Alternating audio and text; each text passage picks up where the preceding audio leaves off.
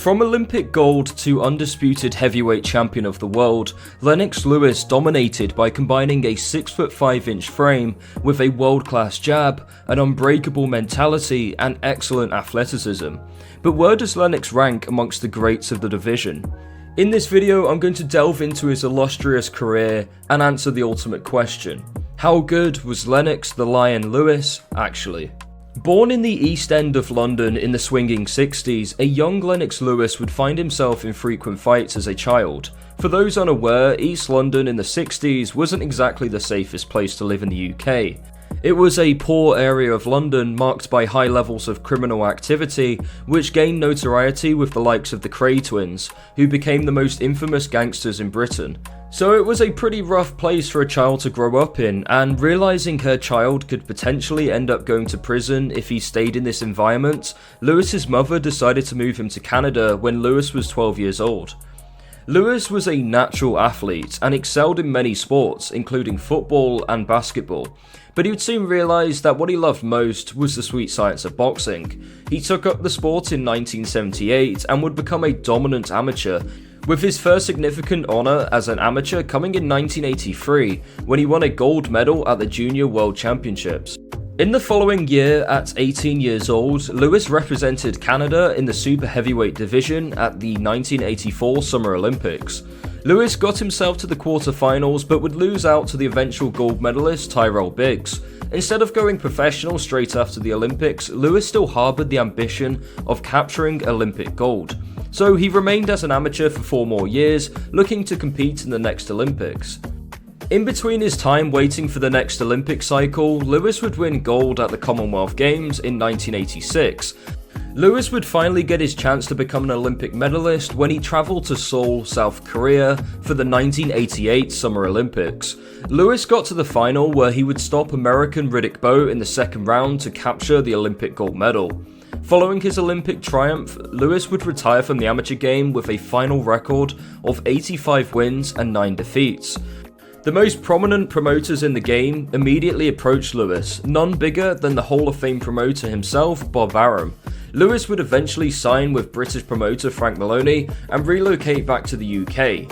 Lewis made a perfect start to his professional career and stopped his first 11 opponents before getting his first big test when he faced the veteran and former cruiserweight world champion Ozzy Ocasio. The Puerto Rican managed to take Lewis to distance where Lewis would win by unanimous decision. Lewis would continue to increase the levels, and in his 14th fight he would take on Jean-Maurice Chanet for the EBU European Heavyweight title. The Frenchman was out of his depth as LENNOX just dominated the bouts with his excellent left jab, as well as throwing out some hard rights. The damage inflicted by LENNOX was becoming too much for those at ringside, and the fight would eventually be stopped in round 6 due to a gash above the left eye of Chanet. LENNOX was now the new EBU European champion. More titles would soon follow as Lewis would then take on the undefeated world-ranked Gary Mason. LENNOX was a slight underdog, and this was a big test for him at this stage. Mason was undefeated, had fought at a much higher level, and had knocked out nearly every man he had faced in his career. However, LENNOX would make a huge statement and put on a destructive performance, stopping Mason in the 7th round after inflicting plenty of damage throughout the fight. With this win, LENNOX had become the new British heavyweight champion. Following this win, Lewis would then travel across the pond to the US to take on former WBA heavyweight champion Mike Weaver. Lewis again took the decision away from the judges and knocked Weaver out in the 6th round with a crushing right hand. Back to Britain next, and in the prestigious Royal Albert Hall, Lewis made short work of former cruiserweight champion Glenn McCrory, knocking him out in the 2nd round with a mighty right hand. Lewis would seek revenge in his next fight against the American Tyrell Biggs. If you recall Lewis's amateur career, this was the same man who dashed Lewis's Olympic dreams in 1984 when he defeated him in the quarterfinals. However, in the professional game, the story was different. It was a one-sided affair in which Lewis showed he was many levels above his American rival. He would drop Biggs 3 times, and after the 3rd knockdown, the referee saw enough and stopped the fight. In 1992, Lewis would add the Commonwealth title to his collection by defeating former British and European champion Derek Williams. Lewis unleashed a brutal combination to stop Williams in the 3rd round. After such a dominant professional career so far, Lewis was knocking on the door for a world title shot. He was in the top 5 of every governing body, and he was destined for a big fight next, which he got in the form of a WBC world title eliminator against the powerful Canadian Donovan Razor Ruddock. Like Tyrell Biggs, Ruddock had also beaten Lewis as an amateur, so it was another opportunity for Lewis to get revenge. Lewis managed to keep the Canadian at bay in the opening round, which was made possible with his excellent left jab. In the last 10 seconds of the round, Lewis dropped him with a fast and mighty right hand. In the second round, Lewis continued his onslaught and landed multiple hard rights to drop Ruddock for the second time. The Canadian showed a lot of heart and toughness to get back to his feet and continue to fight with Lewis, but it wouldn't last for long as Lewis yet again landed another combination to drop him hard, and this time he was unable to get back up. This was a coming out party for Lewis, as with this win he truly announced himself on the heavyweight world scene. It was Lewis's most impressive performance so far in his career, and he had now become the mandatory challenger for Riddick Bowe's heavyweight title. Lewis wouldn't get to meet Bowe in the ring as the American champion famously held a press conference during which he threw his WBC title in the bin instead of fighting Lewis. On December 14th, 1992, the WBC declared Lewis its champion, making him the first world heavyweight title holder from Britain in the 20th century. Lewis's first defense of his WBC world title would come against the WBC's #1 contender, Tony Tucker. It would be the first time Lewis had gone the full championship distance in his professional career, as Tucker managed to get through the complete 12 rounds despite being dropped twice in the fight, which made Lewis the first person to knock down Tucker in his 50 professional fights. Lewis made his first successful defense of his world title and would win by unanimous decision. In October of 1993, Lewis would enter into a historic all-British heavyweight title fight in Wales's National Stadium in Cardiff, taking on the beloved Frank Bruno. God save the Queen and Frank Bruno. Billed as the Battle of Britain, this was the first time two British-born fighters had fought for a world heavyweight title. Bruno made a positive start to the fight, picking up the early rounds and landing some significant punches, such as a hard right in the third round, which shook Lewis. The fight was even going into round 7, but Lewis would end all doubt as he landed a huge left hook which had Bruno hurt, and the champion would show great killer instinct, following up with punishing combinations. For some reason, the referee didn't call the fight off there and then, despite looking like he was going to, and allowed Lewis to land even more heavy blows on the dazed and vulnerable Bruno. After more brutal right hands from Lewis, the referee decided to step in, finally, and stop the fight. Bruno asked many questions of Lewis in there, but the champion showed grit and came through with flying colours. Lewis would make one more successful world title defense, knocking out relatively unknown Phil Jackson, before taking on the WBC's #1 contender, Oliver McCall. On September 24th, 1994, in Wembley Arena in London, the boxing world would witness one of the biggest upsets in heavyweight history. The first round was closely contested, but the second round was anything but. Lewis would come out aggressive, but would be made to pay for his aggression as he was countered with a short right, which dropped him. Lewis was all over the place as he got to his feet and was immediately waved off by the referee. It was a genuinely shocking defeat, and now Lewis was forced to rebuild for the first time. Despite Lewis wanting an immediate rematch, McCall headed into a different direction and defended his world title against Larry Holmes.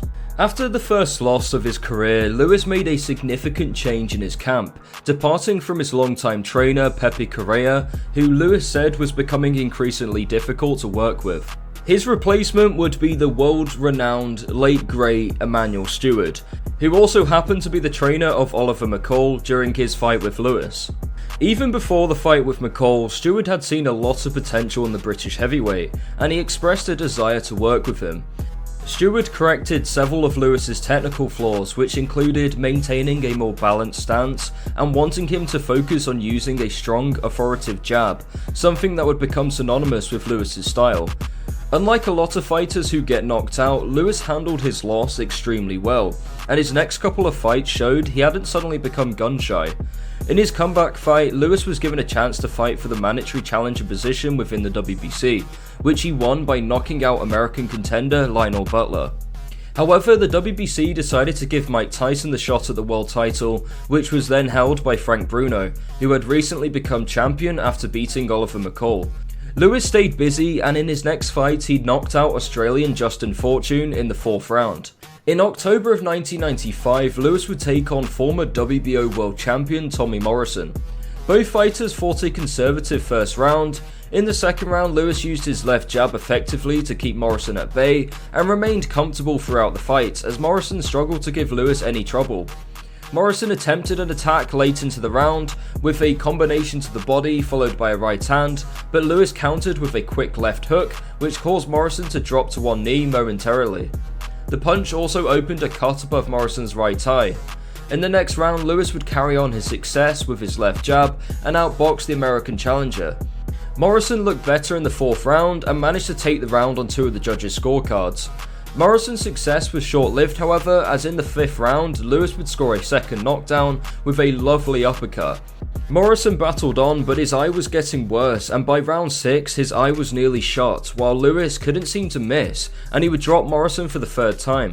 The brave American got back up once again and continued to fight on, but Lewis would put a final nail in the coffin by dropping Morrison for the 4th time with a big left hook, and that was all she wrote.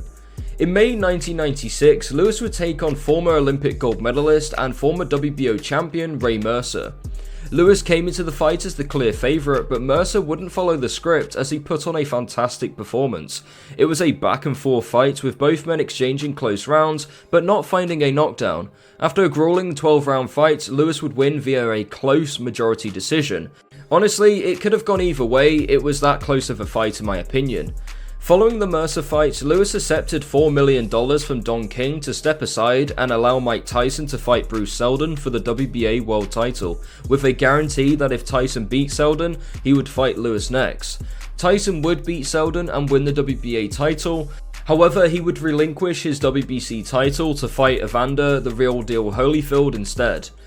This meant that the WBC title was vacant, and so a rematch was set up between Lewis and Oliver McCall to fight for the vacant belt.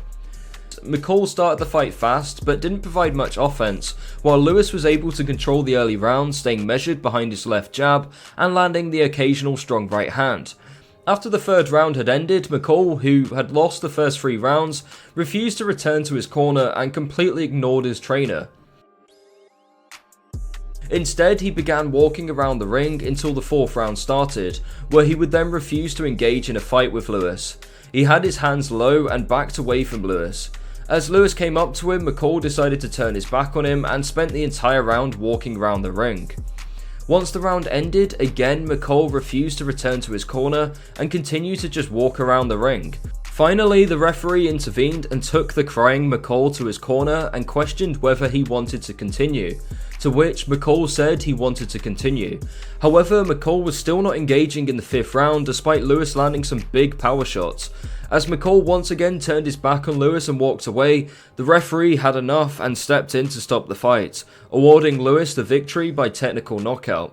In the most bizarre circumstances, Lewis would somewhat get his revenge and became a 2-time world champion, becoming the new WBC World Heavyweight Champion. The winner, and now a 2-time WBC Heavyweight Champion of the world, the pride of Great Britain, LENNOX LEWIS.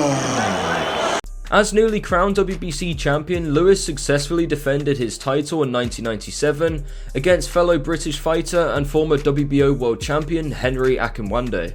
The fight had to be up there with one of the worst title fights of all time maybe. Akinwande showed zero ambition in the fight and looked to clinch Lewis at pretty much every opportunity. Eventually, after 5 rounds, he was disqualified for excessive clinching. Lewis would then meet decent Polish contender Andrew Golota. The matchup was seen as a solid test for Lewis, but it turned out to be one of the most one-sided world title fights in the history of the sport. In the very first round, Lewis had Golota hurt from a powerful right that stunned him. From there, Golota was backed up into the corner and Lewis unloaded a 6-punch combination that put Golota down on the canvas. The Pole got back to his feet, but he was still feeling those shots from Lewis. However, the referee allowed him to continue. Lewis, showing great killer instinct, quickly started another assault and unloaded a barrage of punches that put Golota down once again, and the referee stopped the fight. 95 seconds was all it took for Lewis to defend his world title. Lewis's next title defense came against top contender Shannon Briggs, who was coming off a controversial win over the late great Big George Foreman to win the lineal title. Lewis started the fight fast, looking to throw out fast combinations, but Briggs responded well by landing a big counter right. The American challenger continued to have success, using his fast hands to get his shots off. In the final 30 seconds of the round, Lewis would be caught by a short counter left hook, which sent him falling back to the ropes. Briggs followed up with fast combinations while Lewis was all over the place. However, the champion dug deep and used smart clinching to survive the remainder of the round. Lewis responded well in the second round, using his jab effectively and keeping the challenger at bay.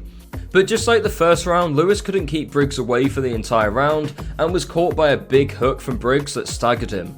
Lewis handled the situation well and wasn't overwhelmed by the follow-up combination from Briggs. Lewis was aggressive in the fourth round and landed a combination which sent Briggs to the ropes. Lewis would follow up with a right hand shortly after, which stunned Briggs. Lewis would eventually drop Briggs with a right hook. Once the American got back onto his feet and the fight continued, Lewis would get Briggs backed up to the ropes again, but Briggs fought well to get out of the situation, and he managed to land a big left hand later in the round, but he would pay for his offense by being knocked down again from a combination from Lewis. In the fifth round, Briggs would see the canvas for the third time from a crushing right hook by Lewis.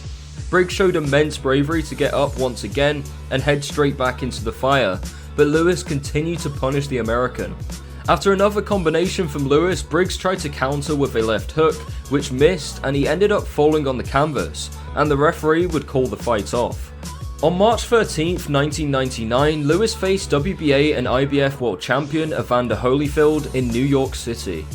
Lewis fought with a smart game plan, using his long left jab to keep Holyfield off balance, and throwing out plenty of combinations which troubled Holyfield. Lewis did what most of Holyfield's opponents couldn't do, and that's to keep him out of the fight, which he did extremely well, and he made it a pretty one-sided fight. Once 12 rounds concluded, what was meant to be Lewis's greatest victory of his career turned out to be one of the worst robberies in heavyweight history. Decision is even, a draw. Both champions retain their belts. That's a travesty. That is, ladies and gentlemen, a travesty, an outrage, a highway robbery. Lennox Lewis has just been robbed of the undisputed heavyweight championship of the world. He won it, and he didn't get it. Somehow, corruption, the fight was deemed a draw, and it was actually a British judge who scored it a draw. You twat. To put in perspective how dominant Lewis was, here are some punch stats of the fight. Lewis landed 348 punches out of 613 punches thrown, while Holyfield landed just 130 out of 385 punches thrown. Following the fight, the sanctioning bodies ordered an immediate rematch, and 8 months on from their first fight, Lewis and Holyfield would meet again in Las Vegas. The rematch was a much more open and competitive fight than their first encounter. Lewis decided to engage more in the fight, which definitely played into Holyfield's hands. It was a close fight throughout, but I had Lewis clearly winning the fight, and once again, Lewis outlanded Holyfield with 195 punches to Holyfield's 137. After 12 entertaining rounds of action, Lewis would win by unanimous decision and had become the new undisputed champion of the world, having now captured the WBA, WBC, IBF and vacant IBO world titles. After Lewis defeated Holyfield, the WBA ordered Lewis to defend his titles against the WBA's #1 contender, John Ruiz. However, the WBA allowed for Lewis to take on his WBC mandatory challenger Michael Grant first, as long as he fought Ruiz next. However, everyone's favourite psychopath turned boxing promoter Don King challenged the decision in court, as there was a clause in the Lewis-Holyfield rematch contract which said that Lewis would have to make his first defense as undisputed champion against the WBA's #1 contender. Therefore, Lewis would be stripped of his WBA world title as he decided to fight Michael Grant instead. Lewis would make light work of his American challenger. In the opening round, Lewis dropped Grant with a huge uppercut. Grant got back up but was still hurt, and Lewis would begin another assault, which saw Grant dropped for the second time. Grant got back up once again, but he would soon meet the canvas again as Lewis connected with a thunderous right hand to drop Grant heavily. Grant showed a huge amount of heart to get back up, and he would survive into round 2, where he would, to his credit, try to fight with Lewis despite being very vulnerable. Lewis would eventually end the fight for good when he landed an excellent right uppercut which knocked Grant out cold. It was a destructive performance from Lennox, and he just further proved he was the best heavyweight on the planet. Lewis's next defense came against South African Francois Botha. From the opening round, it was clear this fight was a mismatch. In the second round, Lewis unleashed a brutal combination that saw the South African nearly fall out of the ring. It was yet again another destructive performance from Lennox, and he defended his world title once again. Lewis's next defense saw him take on his IBF mandatory, the powerful New Zealander and Olympic medalist David Tua. Tua was a daunting opponent for anyone. He had massive punching power coupled with decent hand speed. However, on the night, Tua just looked flat, and Lewis cruised to a 12-round unanimous decision. On April 21st, 2001, the heavyweight division would play host to one of the biggest upsets in the sport's history. In Carnival City Casino in South Africa, Lennox Lewis would defend his world titles against a decent contender, a 20-1 underdog, Hasim Rahman. The first 4 rounds were competitive, with both men finding success. In the final minute of round 5, Hasim backed Lewis onto the ropes and landed a gigantic right hand on the chin of Lewis that saw the champion crash to the canvas, and it was all over, just like that. Rahman had just shocked the world. It was Oliver McCall all over again for Lewis, and he'd be forced to rebuild once again. Lewis would immediately activate the rematch clause to run it back with Hasim, but the newly crowned champion tried to look elsewhere for his first title defense. Lewis would take him to court to honor the rematch clause in their contract, and Hasim would be ordered to give Lewis the rematch. Lewis would show in the rematch that he was many levels above Hasim. Lewis would win the first 3 rounds, and in the 4th he would end the fight in style by knocking out the American with one of the best knockouts of all time in my opinion. Rahman's starting to get his jab more powerful. Oh! Wonderful shot by Lennox Lewis, and he's laid out Hasim Rahman. Revenge, redemption for Lennox Lewis, 3-time heavyweight champion of the world. He used his left hand to set up a Titanic-sized right hand to knock Hasim out cold. It was absolute cinema. Lewis had now avenged his second defeat in emphatic fashion and had become a 3-time heavyweight champion. Lewis once again showed his unbreakable mentality. To be able to overcome a terrible knockout defeat and mentally bounce back in such a short space of time is just for me one of Lewis's most impressive qualities.